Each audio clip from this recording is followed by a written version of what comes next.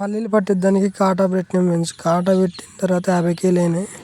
తర్వాత అన్న వాళ్ళు తీసుకుంటారు పట్టడానికి. మొత్తం ఒక బేషన్లో పోస్తుండే పల్లీలన్నీ. పల్లీలు ప్లస్ కాయలు, నాపకాయలు, గింజలు అన్నీ చేసి అలా పోసిండు అనమాట. పోసి అన్న ఇప్పుడే స్టార్ట్ చేసిండు మనవి. కింద డబ్బా పడుతుంది చూడండి. కింద నుంచి ఏమో ఆయిల్ వస్తుంది. ఆయిల్ పైన పట్టిన ఆయిల్ అంతా కిందికి వస్తుంది చూడండి. ప్యూర్ ఆయిల్ అదంతా. Pure natural oil. దానిపైనేమో మిషన్లో నుంచి వచ్చినదంతా కారుతుంది. కారి ఆ మిడిల్కి వచ్చి మిడిల్ నుంచి ఇటు వస్తుంది. ఇదేమో చెక్క ఫ్రెండ్స్ మొత్తం నలిచింది. పైన ఇట్లా పల్లీలు పెట్టుకొని ఇందులో నుంచి వేస్తుండు పల్లీలు. పల్లీలు ఇందులో నుంచి వేస్తుండు అనమాట. పల్లీలు వేసుకుంటూ మళ్ళీ వీటేపు సైడ్ అనమాట. 2 సైడ్ నుంచి ఆయిల్ కారుతుంది. పైన నుంచి చెక్క వస్తుంది. ఇందులో నుంచి గింజలు వేస్తుండు చూడండి ఫ్రెండ్స్.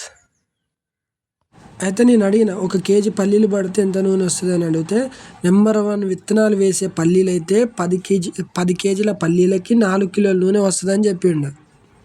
1 కుండకి ఎంత నూనె వస్తుంది కాయకని అడిగితే, అట్లా కాదు 5 గుంటల బస్తా 35 కిలోలు వస్తే తూకం 10 కిలోల కాయకు 3 కిలోల నూనె చొప్పున వస్తుందని చెప్పిండు. అది నెంబర్ 1 విత్తనాలు వేసే కాయ అయితేనే 3 కిలోల చొప్పున వస్తుంది 10 కిలోలకు అని చెప్పిండు.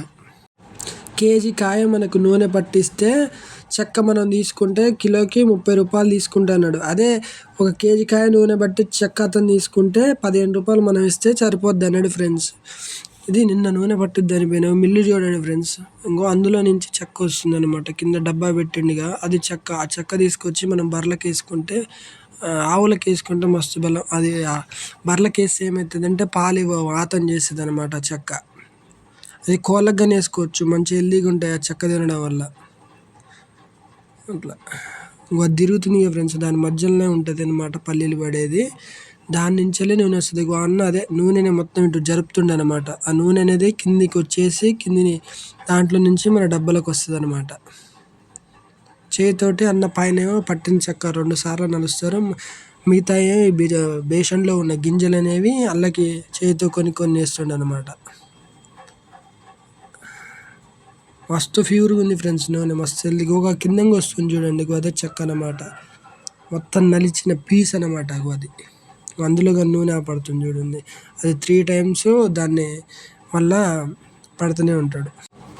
ఫైనల్గా అయితే మా ఈ పల్లీలు పట్టేయడం మొత్తం అయిపోయింది ఫ్రెండ్స్. చక్కగానే మేమే తీసుకున్నాం. చెక్క మేము తీసుకుంటే కిలోకి 25 రూపాయలు చొప్పున తీసుకోండు. మేము 51 కిలో 900 గ్రాములు మా పల్లీలు ప్లస్ చిన్న చిన్న శనక్కాయలు అయితే మాకు వచ్చేసి నూనె 22 కిలోల ప్యూర్ నూనె వచ్చింది. మీరు కనుక పట్టించుకోవాలనుకుంటే మన సూర్యాపేటలోనే మార్కెట్ సందులు ఉంటుంది, వచ్చి పట్టించుకోండి ఫ్రెండ్స్.